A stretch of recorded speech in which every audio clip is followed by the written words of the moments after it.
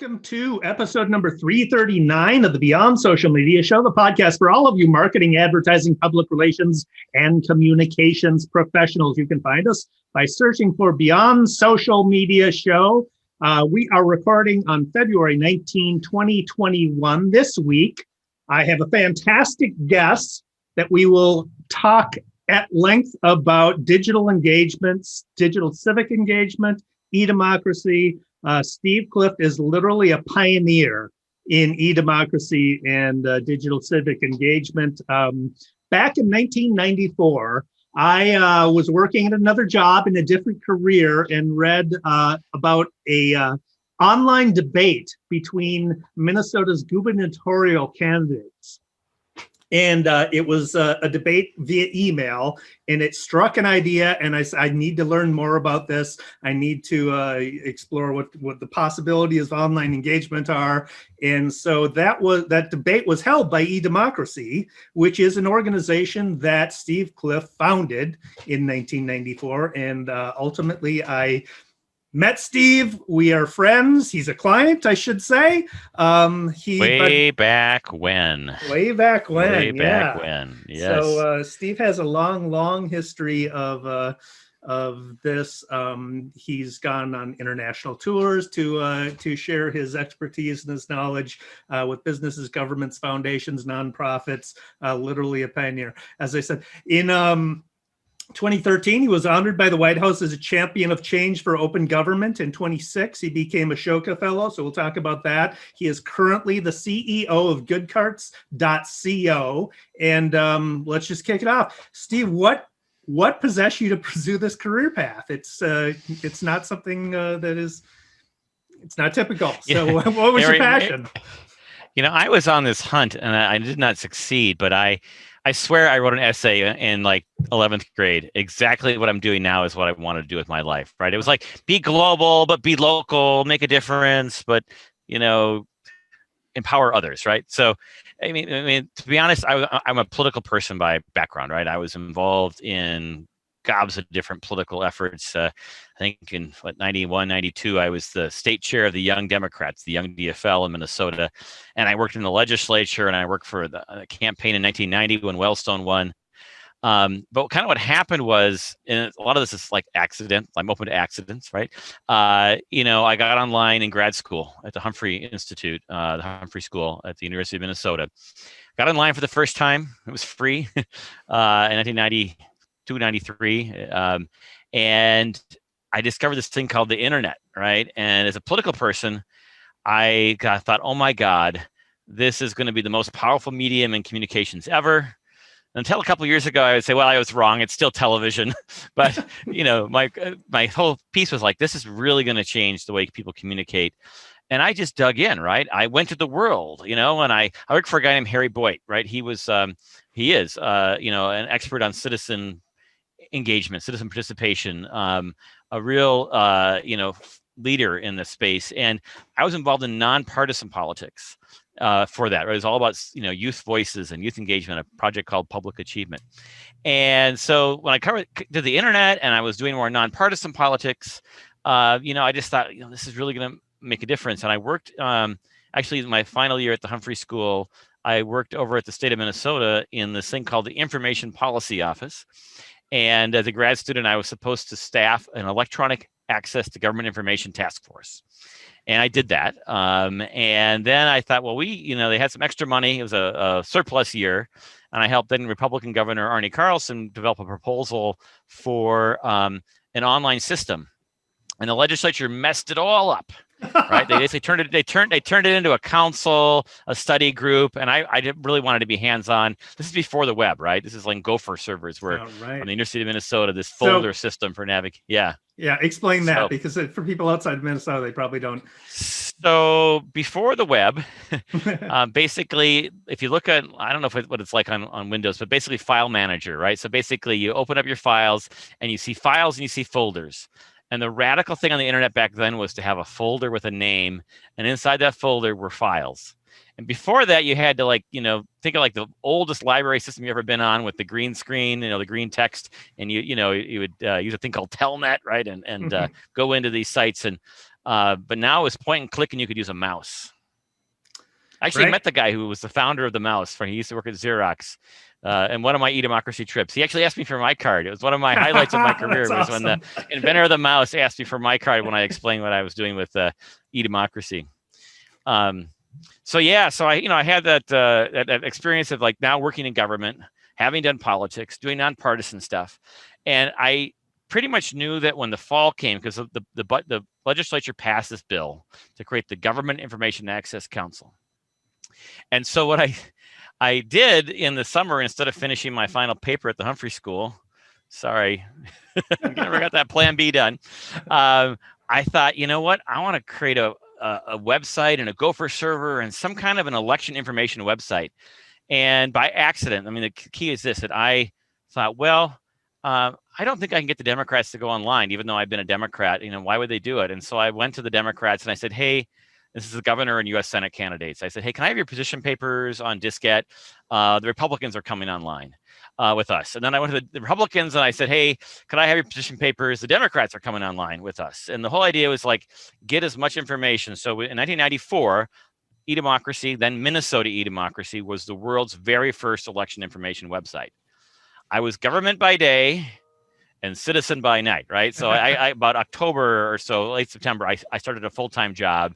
My 2 months of doing eDemocracy full-time were over. But by then, even by the primary, right, in the September, it was a September primary then, that's how we were world first. All the other websites for the election emerged in October, and we were up in September. Yeah. Basically is how it worked. And it was all an accident to be nonpartisan. And we had position papers from candidates. We had the media. Star Tribune gave us stories to put online. The League of Women Voters gave us a voter guide. The state of Minnesota had a voter guide as well. Theirs was on a linotronic system, like these, way you would publish stuff, like you would type it all in line by line, and we couldn't even get an electronic copy. I had volunteers that retyped in the whole voter guide. That's the only way to get it, online. But it actually, in 1994, it actually was the world, the most comprehensive election website ever, because it had candidates, parties, nonpartisan groups, media, and then a guy named Scott Akins.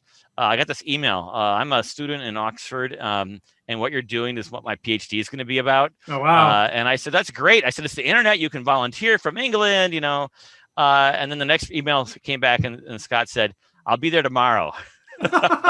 And I'm like, okay, all right. And so like so I didn't code a thing myself, right? So I had volunteers from the Minnesota Supercomputer Center at the University of Minnesota that did the website. A guy named Scott Fritchie, who's still a programmer out there, he put together the most amazing multi-text system. It was a website, a Gopher server, an FTP server, and even email retrieval. You could access our information in 4 different ways. It was all, put together by all these talented people that came together to do something that inspired them, which was, could we use the internet to have more informed elections, more informed voters? And when Scott came into town, then instead of studying it, I said, how about like an online candidate debate? Or the idea came up between us. I'm not sure exactly how the original idea came up, but I basically recruited him to be the e-debate manager. And so we had 2 asynchronous debates over a week with candidates for governor and U.S. Senate. And so needless to say, we actually got in the press before, in Star Tribune, before we launched. That went AP. Actually, when we launched like a week later, it went AP, Associated Press. So I got calls from journalists all over the world, we're calling from Italy, is this the end of politics as we know it, was the phrase from the Italian journalist. And unfortunately, I don't know, it's fortunate, I basically said to them, well, no.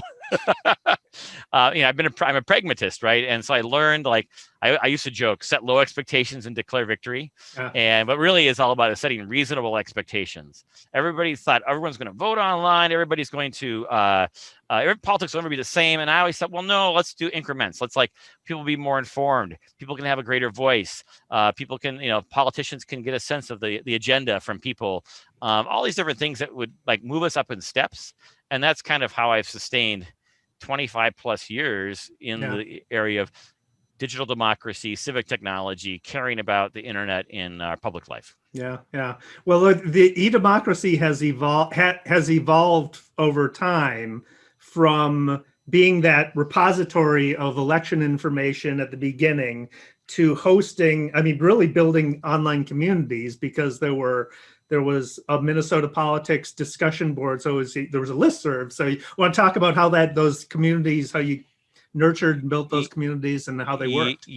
Yeah, and actually, again, one of these accidents of history, right? So we created the online debate stage, and then we had the discussion forum over here, right? And the idea was that this was one way and have a wider audience. It even got in the newspaper. So when you read, we had an online debate, and actually in '98 we did it again, and that's when Jesse Ventura was the first debate he was allowed to participate in, was the eDemocracy debate. Got him in the newspaper, and then he began being invited to different physical debates. Now I can't say that we're to blame or we're responsible, but it's very interesting to note that I always said there's no scarcity of space.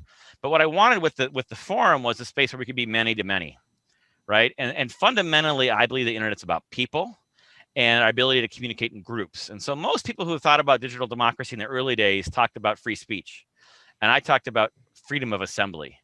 And it's if we can assemble and talk to each other, that's where we can basically do agenda setting and influence each other. And it was because I'm citizen centric. Well, I like it that candidates are there. I like it that elected officials have participated in my forums. Government has never been in the center. The media has never been in the center. The center has been us in a circle looking at each other, whether it be the scale of a table, having a conversation like in a neighborhood, or imagining like the online town hall. Right. So we basically created a mailing list, and when the election was over, people kept talking. They kept talking. Yeah. And we did something in 1994 that's, I think it's a key lesson. So this is a decade before Facebook. But what did we do? We said, you must use real names. Yes. And why did we use real names? The first people to do that, everyone thought you should be anonymous. No one knew you were a dog. That was a good thing. Yeah. And basically my feel was like, if no one knows you're a dog, that's why everyone's acting like an animal. Because my frame of reference was mn.politics, the Usenet news group, full of anti-Semitism and all kinds of just nastiness. That's right. And nobody signed their real names. And so that was what motivated me to say, I want to do something different. Now, when I was in grad school, I started a listserv called the Public Policy Network, a discussion list and an announcement list. Initially, it was one list. And I soon realized that there are those who just wanted to talk a lot and those who just wanted like the news. So I split it in half. And on Pub Poll D, Public Policy Discussion, I said you could only post twice a day. So when we launched the Minnesota Politics Forums, the first state level political forum, well, it was actually a listserv like Kansas, like an old one, but it was really, one of the first ones that was a state level political discussion. And these are still incredibly rare. You don't find a lot of Facebook groups even today about statewide politics. It tends to be neighborhood stuff, sometimes cities if they're a suburb. But the key there was that we said you couldn't post more than twice a day. So it's not like Twitter where it limited the number of characters, but it limited the number of times you could speak. And so this is key, right? Because email is very invasive. So email is the base. We did have a web archive, but pretty much everybody just got the emails, right? 2 people go back and forth all day long and drive us nuts. They drive the audience away. So the tragedy of the online commons is when people put too much into it and it drives away the audience. So when people only had 2 hits in a day, they would post and then they would wait because they knew if they wanted to get their last say, if you will, right? And so what that meant was you raised many more voices. And it wasn't until a decade later, a little more than that, we were able to build that into our technology where we actually technically could say no more than 2 posts in 24 hours and automate it. I don't know anyone else who has done that. And we'd love to see more. If you use email at all, which is obviously more rare now compared to Facebook groups and Nextdoor and a lot of other sort of local online commons tools. But if you're getting in people's mails boxes, you're part of their lives and you need to appreciate that. And those 2 things were the cornerstone. Plus civility rules, like no name calling. Yeah. Crazy, right? No name calling. And I mean, it's like, didn't matter what you said, just how you said it. It's kind of a way we looked at it. And also geographic scope. So statewide issues. But then in 98, so it's actually 4 years later already, we launched the Minneapolis Issues Forum. And that's the most active forum today with 2,000 members talking about city politics every day. And I can go on forever about that, but the mayor in 2001 credits the forum for his decision to decide to run. Then R.T. Ryback, or then Mayor R.T. Ryback, and he was there for 12 years, I think. Right. That really, we had a lot of people in the early 2000s. Again, before Facebook, and before the political class became totally online, and before actually the people who do politics online, like online campaigning, ruined everything. Yeah. Before politics as usual, and the red meat crowd came in, right? So we had this kind of this heyday of sort of like a little idyllic way to learn, how this stuff might work and how it could be better. Facebook just announced 2 years ago they're having a review panel where like if they remove posts.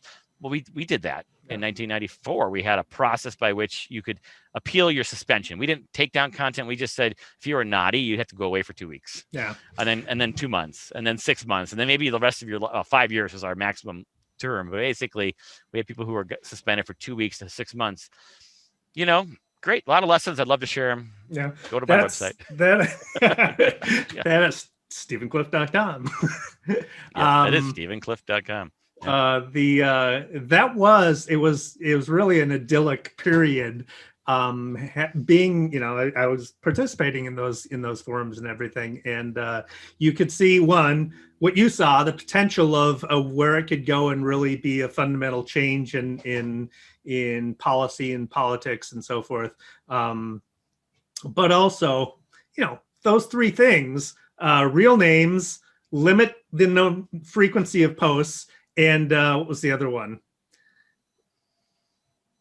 No name calling. No name calling. No name calling. Yeah. Those three things. Yeah. If Facebook applied that to their platform, a lot of problems would be solved. Right. Yeah. Well, I mean, again, so we eventually added a rule around rumor mongering. But one thing we found was that instead of going national or global with eDemocracy.org, we went local. So we added the St. Paul Issues Forum. For the first 10 years, I mean, we can talk about this, like how I supported this, but through 1998, I worked for state government. And then I left state government. I was government by day, citizen by night. I said that before, but I created the website for Minnesota, staffed this council. So I got a sense about what it was like to shovel information one way during the day. Mm-hmm. And then by doing the interactive stuff, it was kind of this perfect complement. But I really, found that, I lost my train of thought there. So next question, please. Well, I mean, you one of the other aspects of it, you didn't speak about it a lot, but because that you were government by day, citizen by night, you really, in your role as citizen by night, had to maintain your neutrality and your nonpartisanship to make it work. Yes. Yeah. So I've totally subverted my political views. Obviously, there's a progressive bias to openness in some ways. So we over the times we would get complaints from conservatives about, what do you mean I can't talk like talk radio? Why are you telling me how the style I have to use? But through time, we've had as many complaints from the left as the right, we run the whole conversation about free speech, right? And so basically what we said is, well, this is our freedom of assembly, and it's our right to free speech to have civil speech as a group, right? So we basically had a group right, but we did try to say, our rules are very detailed.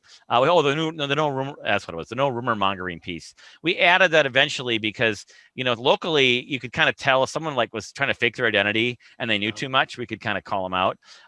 If it was a rumor, it was about a local issue, and we could probably correct the record pretty quickly.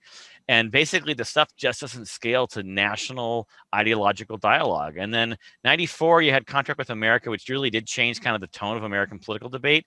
That hit the state level around 98. So we had about 4 years where basically state politics wasn't hyper-partisan. It wasn't really just like raw meat kind of, conflict.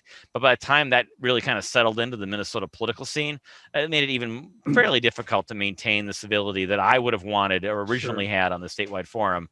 And that's what actually sent us down to the neighborhood level. Yeah. We began even getting local, more and more local, and basically letting cats be our lost leader, right? You find your cat, and then you stay and you have a discussion about the height of the new building being built along light rail, and the local newspaper is there, and they get the idea for the story, and they write up about it, and the local elected official is there and engages with it, and it's all about the commons, right? And so lost cats were clearly our most important recruiting tool.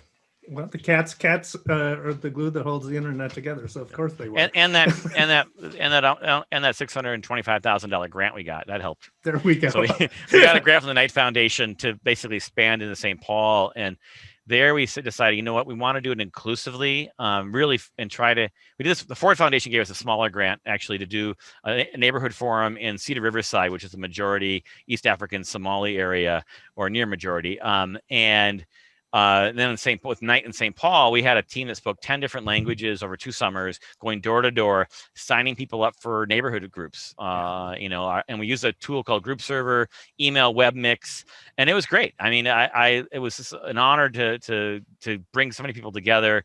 But the timing for St. Paul was not as good as Minneapolis, because by then the Nextdoor emerged. They raised their $500 million, right? Wow.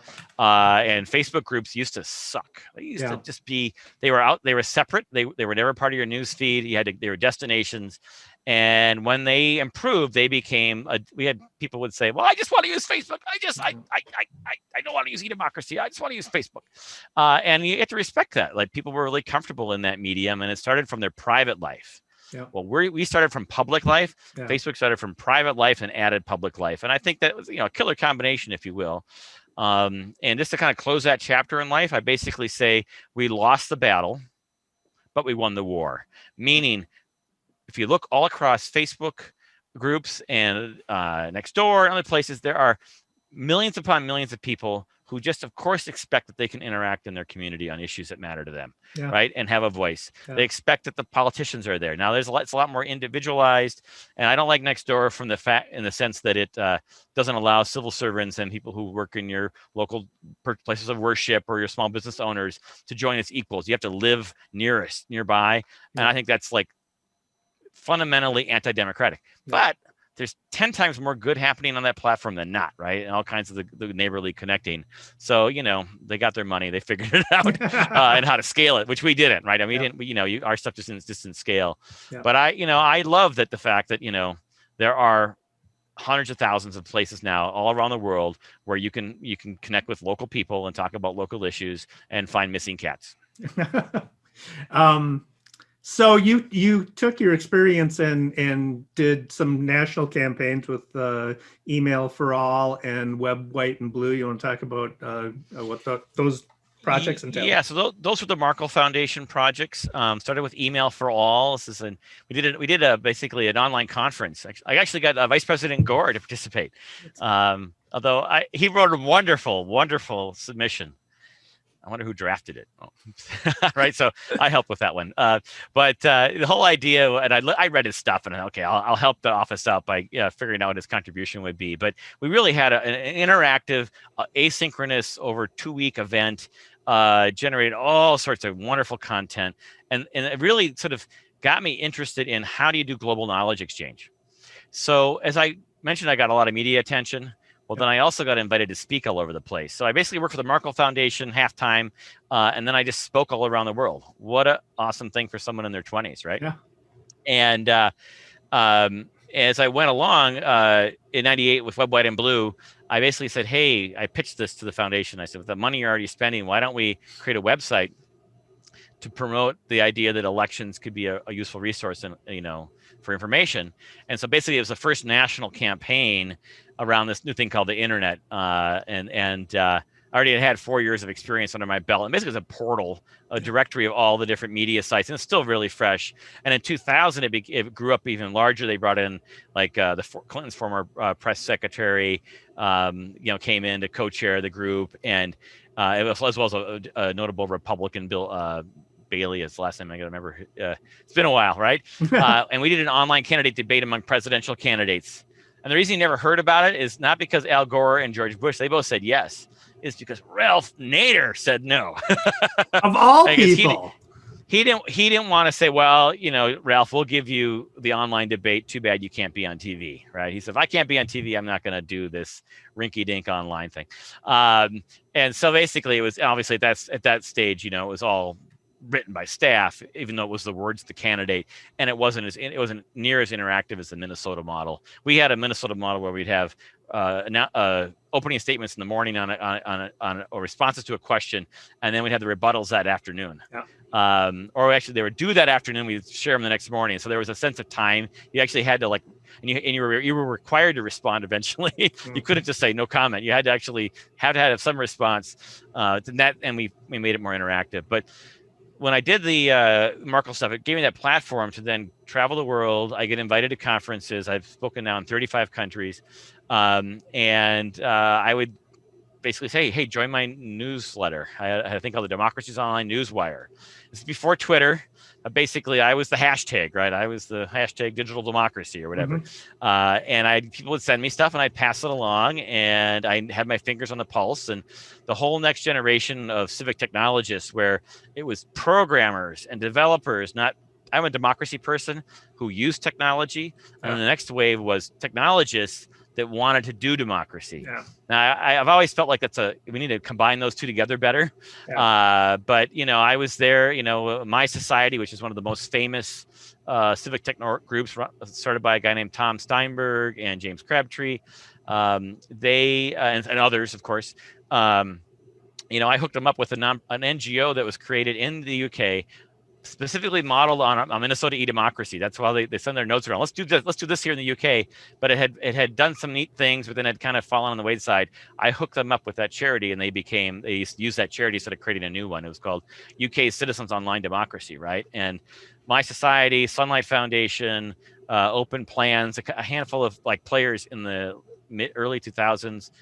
This is after Democracy Net, DNet, and some others did some things around elections. But these technology-driven folks, I mean, they've done more innovative things with the internet and politics and government than anyone, over the years. So I'm happy to have been part of that. Happy to have helped plant seeds. I enjoyed going to Mongolia. One of my last, I helped. I was watching sumo wrestling with Mongolians. I mean, that is like awesome. A career capstone, right? And then having people, singing, not being serenaded directly, but as a group, hearing an ethnic Mongolian, cow herding song or whatever, or not cow, they have a camel herding, right? Or horses and the like. But they had, I worked with them on their eDemocracy policy with, the elites of Mongolia. This is when they had a 256K satellite connection to Mongolia for the whole country, right? Oh, wow. My home office had a faster connection than the entire country of Mongolia at the time. That was amazing. Wow. And then I finished off one of my speeches in Libya before Gaddafi fell. Wow. That was weird. Yeah. And I was there to talk about digital democracy, and they were going to swoop me out of the line apparently when I came through customs, and I'm talking to some, I think, Canadian or Brit who's working in the oil industry there, and he's like, oh yeah, just last week, they didn't hear about that. They had that bus of activists that got shipped out into the. I was like, oh boy. Yet back then, people I was at this conference and I was talking about eDemocracy. They had me run a whole section on it. And the idea, if you know Minnesota politics, we have precinct caucuses. Yeah. Well, what they said there is that they wanted to use the internet to improve the people's assemblies, which was Gaddafi's version of the precinct caucus. It was Athenian view of everything came from the caucus essentially. And they wanted to use the internet to allow real-time participation in the people's assemblies. That was the idea, vaguely. And as I was there, my currency went up, and they started putting me on the stage. And if you've ever been to like France has these conferences where they have big red chairs and everyone waxes on. Same thing in Libya, this big chairs, and they just put the important people around and have them stand, and they shuttled me around. And I think I got an honorary degree from a university. I'm not quite sure. I never did meet Gaddafi's son, who was apparently the patron of this conference. He had gone to LSE, London School of Economics, and I've done a lot with LSE over the years. I used to have a Stephen Coleman professor there, had a bunch of eDemocracy stuff. And so somehow I gotten on somebody's radar that got me invited, and I came out alive. But I did have people saying to me, 40 years is too long, quietly. And, I met a bunch of professors from Benghazi, which, is where a lot of the revolution started. What a deal. I mean, wow. That's crazy. Yeah. Yeah. So a lot of that international travel led to, I assume, and your social entrepreneurship led to a Ashoka Fellowship. So how'd that come about? And so, yeah, for those who haven't heard of Ashoka, go to Ashoka, ASHOKA.org. And it's a network of social entrepreneurs. It's a global network, and you get recognized, right? It's a pretty hard process. You can kind of just apply, but basically what you really want to do is get nominated by someone, and you have to have created a model. that can be shared with the world. That's new, right? And so like my model was the online town hall. The idea that you could use an online group to talk about politics and connect people in communities. This is like, no one would think of this as revolutionary anymore. Yeah. But back then I was like pretty much the first one that did it, right? Yeah. And decided to combine these models together. And so we had British government money from the UK Deputy Prime Minister. I had a contract with them to actually create a guidebook on how we did what we did. We had money then from that project to do neighbor issues forums in Brighton and Hove and Newham, and then we did neighborhood forums in Bristol and Oxford, and that actually just predated me getting grants, right? So like I had contracts, and then I shifted into grants and working for eDemocracy full time, and then the speaking kind of declined, if you will, a bit. But what Ashoka was looking for was someone that had an idea of taking their model and influencing others or sharing the model. Ironically, it got me some of my first funding as well, which allowed me then to write grants. It made me less entrepreneurial because I was no longer cross-subsidizing. On the other hand, I was able to hire people and create jobs and really scale it up, work with these folks, Dan Randau and Michael Jason Smith, with a tool called Group Server, which is open source mailing list tool.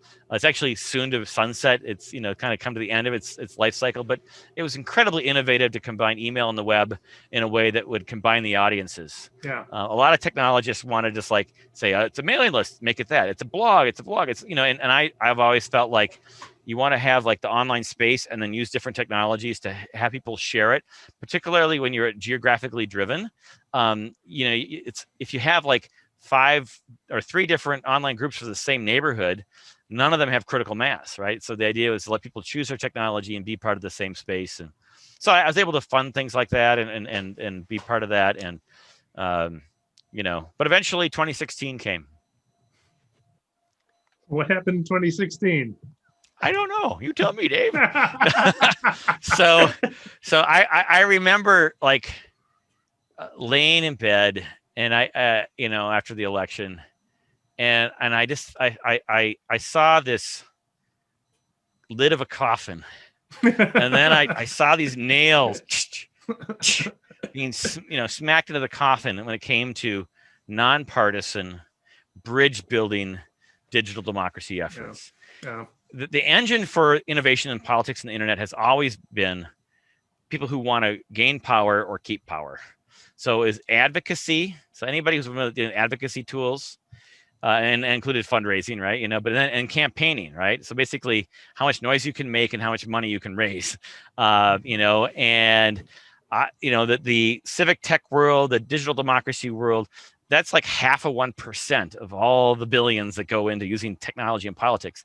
The rest of it was all about dividing us in order to get us into a camp and then vote, right? Or on the digital government side, having worked in that, it was putting legislatures online and parliaments, but that was all still very one way. It's not until the pandemic now that we're seeing like the kinds of digital hearings that I actually outlined 15 years ago, saying, why couldn't you testify anywhere? Yeah. If you had if you had like a Skype connection, you should be able to testify from any local library.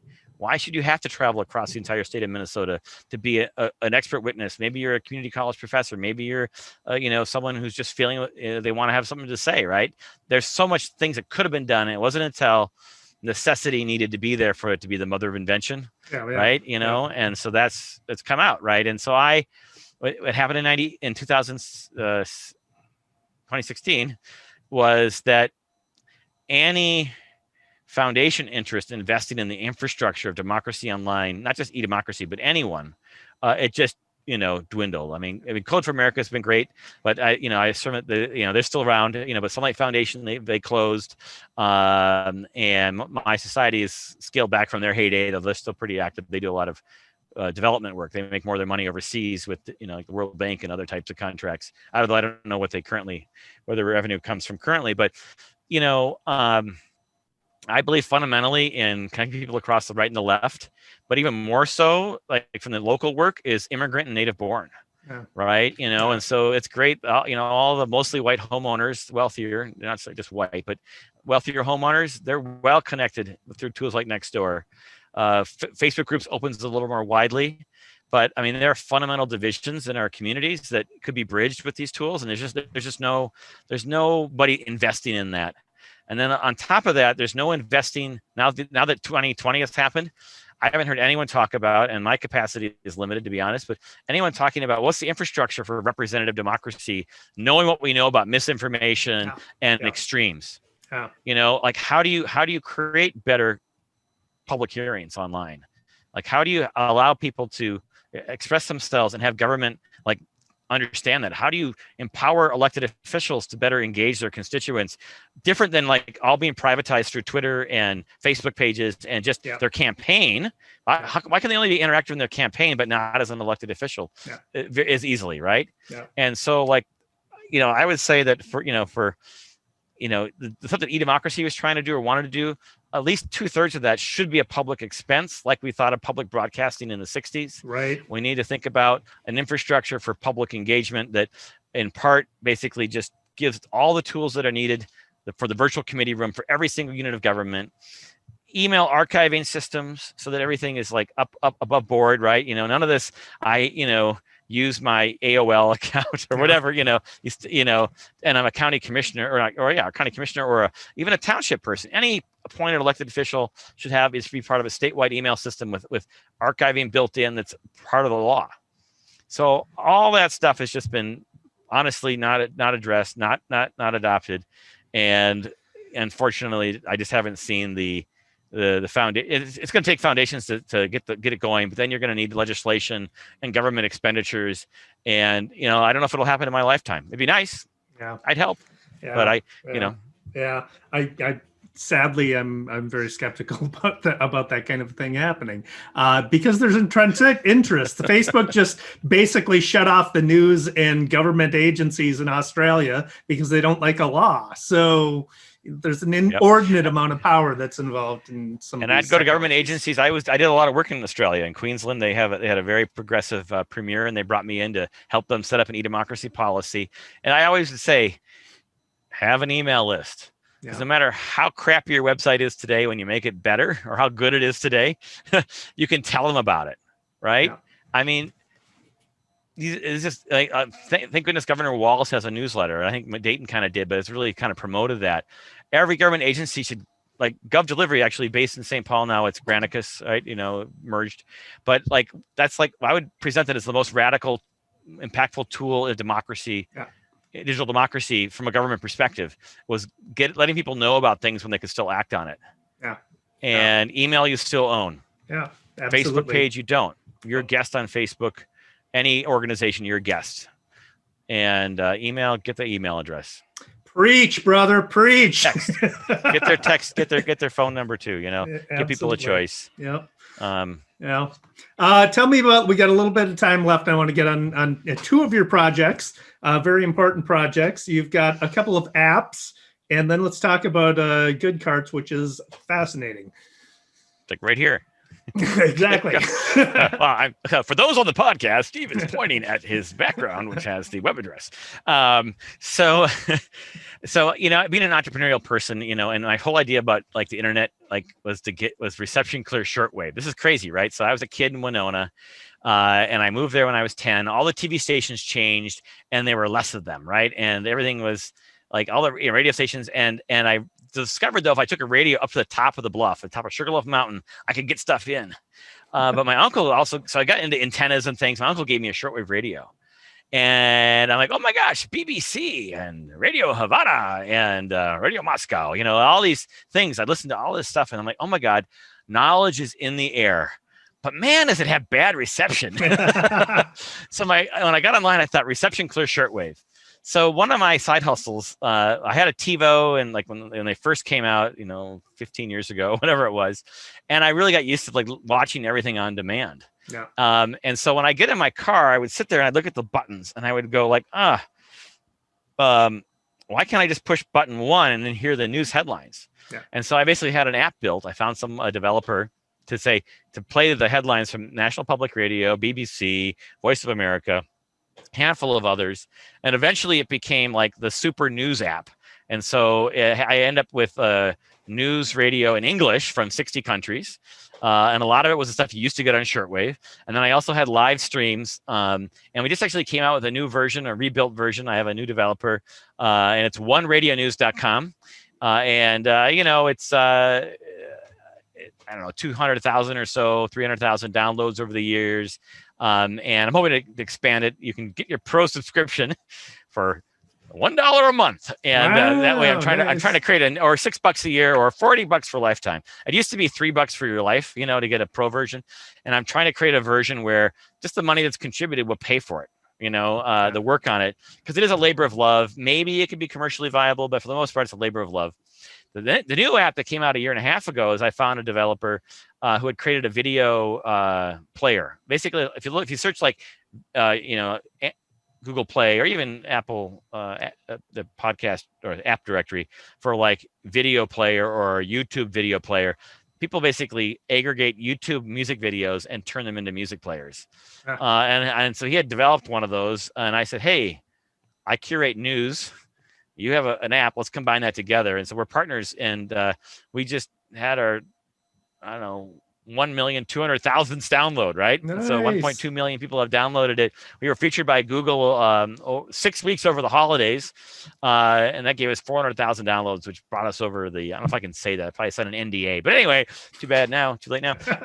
So we got promotion from them, and it almost made him enough for him to work on it full time. But then AdMob screwed us over for a few months with our pay rate because we were too successful. Here's the trick. People in Ghana love to click on ads. And so Ghana, Nigeria, Kenya, 18 to 25-year-olds were my niche audience there. In the US, the people who do the news is like 55-year-old men and older, right? Yeah. So, but in Africa, big hunger for this stuff.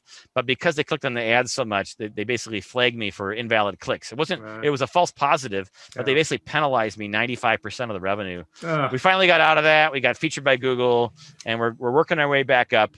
And it's exciting. And there's news from 2,300 TV stations around the world, 150 plus countries in 91 languages, at least. I mean, I have to try to figure out what some of them are.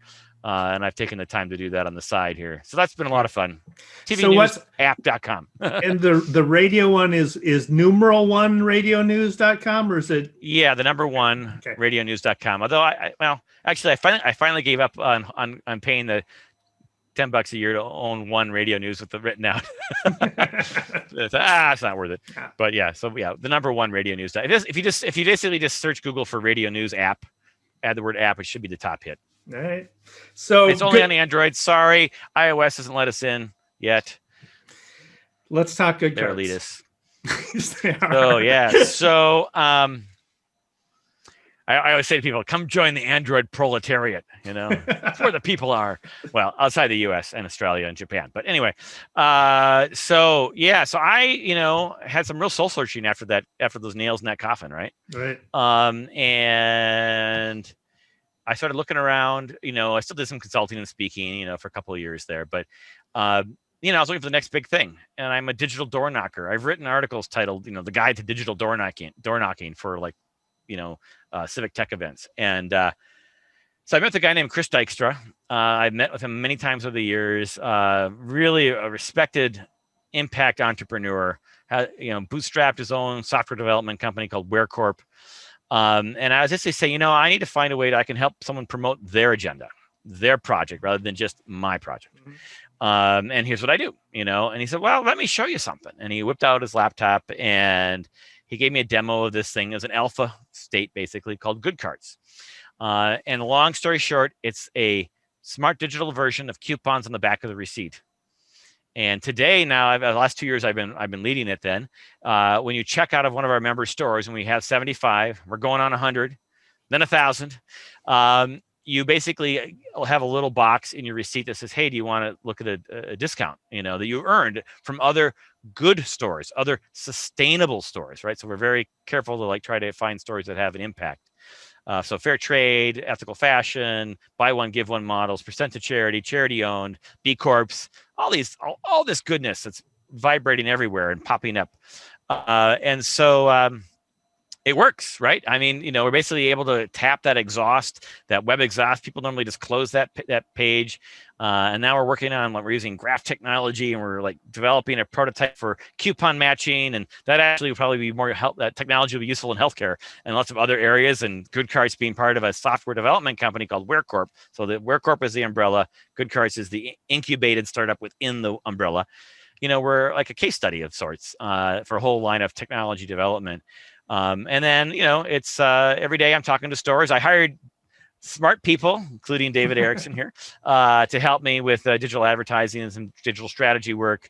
And we have all these good guides. So if you want to start your own ethical, impact-oriented online shop, particularly Shopify is really on fire. So we have a Shopify app, but we'll have 6 good guides, like 10, 15-page guidebooks to different elements of running an impact-oriented online retail. I edit a newsletter called Impact Retail. So I learned with Democracy's Online Newswire kind of how to follow stuff. Now I'm, pick out 10 stories a day on impact and retail. That's for free. It's just, probably just search like Impact Retail Newsletter and Google, you'll find it. It's one of the more exciting things I've worked on, right? And it's a real opportunity to seriously help millions of people discover new brands where they can shop their values and ultimately increase, revenue by $1 billion or more across thousands. You need about 30,000 member stores for that, right? In 5 years, we could do, generate $1 billion of impact, and a little chunk of that would be the revenue for for GoodCarts.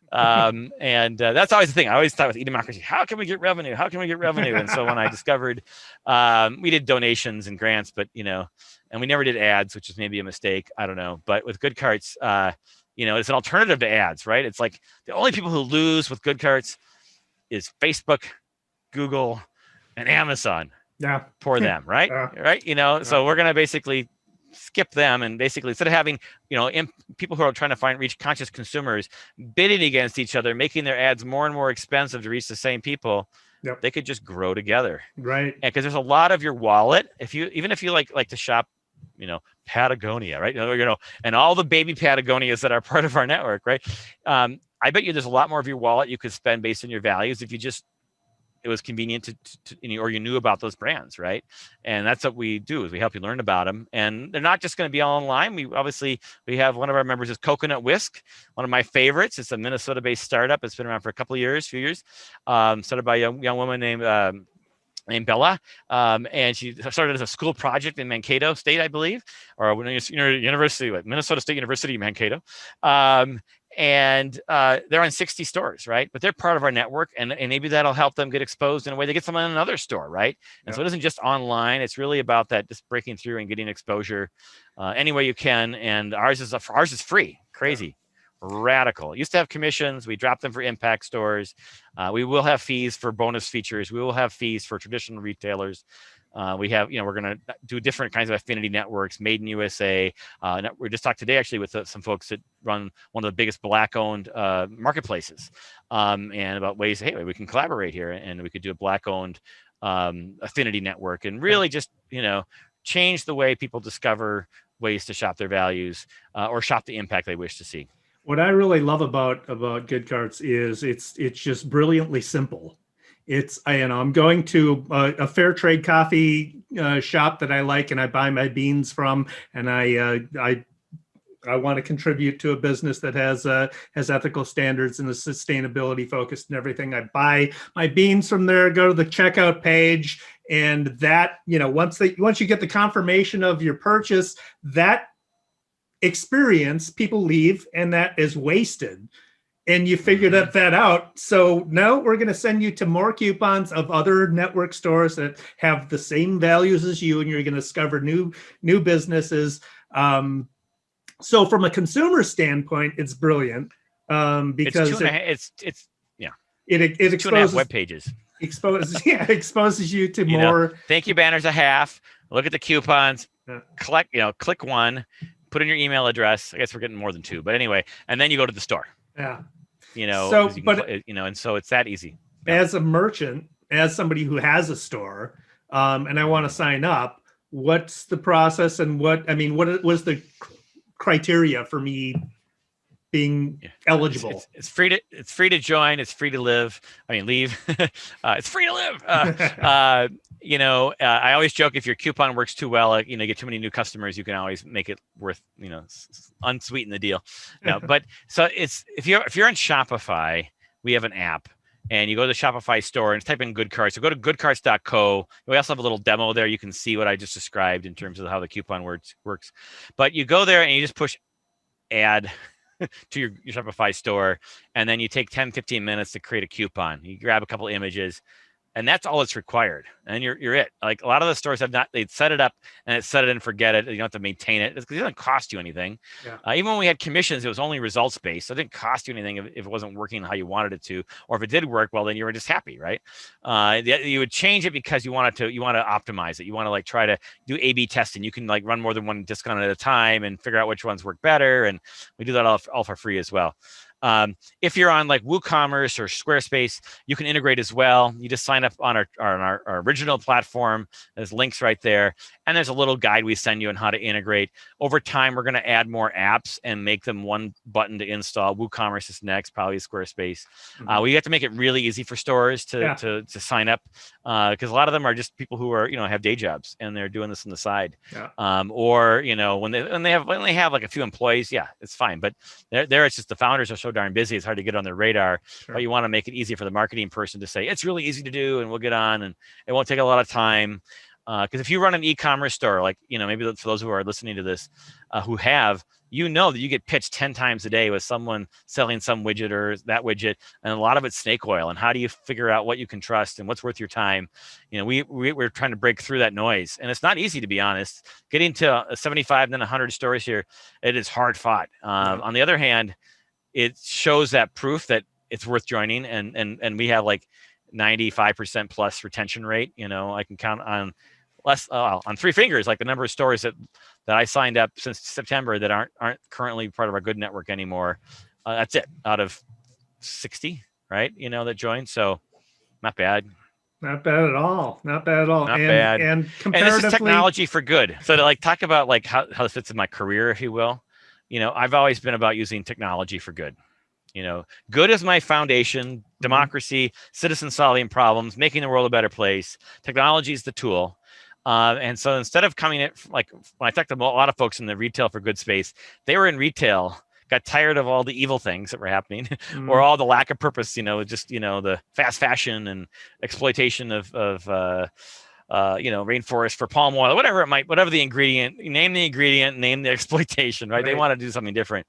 So it's a little different. I come in from, I want to use technology for good. And so it's kind of gives me a fresh perspective, but I really respect the folks that have come from the retail line of things, or the folks that are in a lot of these member stores are second careers. People they're a corporate attorney, and then now they launched a Hoon Arts. It's this fabulous, these amazing scarves and shawls from Kyrgyzstan, right? It's the only open fair trade brand out of Central Asia, and just stunning second career, right? And then we're glad to be part of their network, and they do a good job sharing us, and we like to promote them as well. Very cool. So goodcarts.co, you're on Twitter as eDemocracy, right? No, democracy. Just democracy. That's right. I was number 800 and something on Twitter. I signed up for the account and then I forgot about it for 3 years. How can you forget about a handle like that? That's well, I know. Actually, about a year and a half, I probably didn't use it, and then then it became hot. I mean, I was using a podcast, some sort of audio tool and audio, and they said, "Oh, we had this new thing called Twitter that we just launched." So I was that's how I found out about it early and got I'll be at Democracy, and it was kind of a fluke. I get engaged once in a while during insurrections and minor skirmishes like that. When the politics are hot, I try to share a few pro-democracy things. Yeah. So how else can people get in touch with you? So at Democracy at GoodCarts Co. Obviously, we're on Facebook for GoodCarts Co. or LinkedIn. I love LinkedIn. So just type in Stephen Clift with a V in the LinkedIn. Say you heard me on here. I'm pretty much willing to connect with pretty much anybody. And I love, I mean, this is my whole eDemocracy life, was connecting people to each other. And so I talked to a documentary film director 2 days ago who's doing a film on vanilla in Madagascar. And then I talked to a guy who has an applied plastic startup who also happened to do a documentary on the Rohingya after he, had a kind of a golden, he exited out of a company that sold, and he was a salesperson, had a big sale. So what did he do? He went to where the Rohingya were and created a documentary, which is now on Amazon as of this month, right? Wow. Yeah. I can't remember the title offhand. I'll have to put in the notes or something. So like connecting people is what I'm all about. And whether it be civic technology for good, making an impact in retail, say hello on LinkedIn. That's where I have my Rolodex. Ooh, that's old-fashioned word. And I'm glad to connect you with anyone in my network that you'd like to talk to, or just go on Calendly. On GoodCarts, buried in the contact page is a link to get on my calendar, and we'll just have a little Zoom gathering and chat. I'm thinking about creating a little talking group on Clubhouse. Awesome. I'm an Android guy, but I went and got my wife's old iPhone, and you can't even see it there. Woo! It's like secret.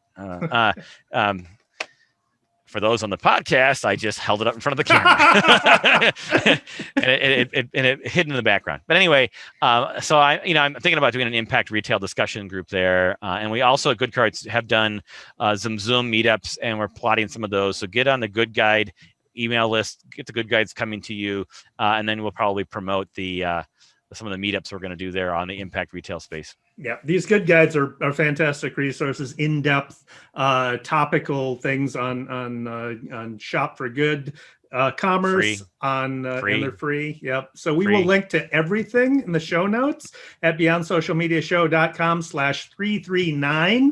Thanks for watching, and especially thank you, Steve, for joining us today. Thank you for having me, David.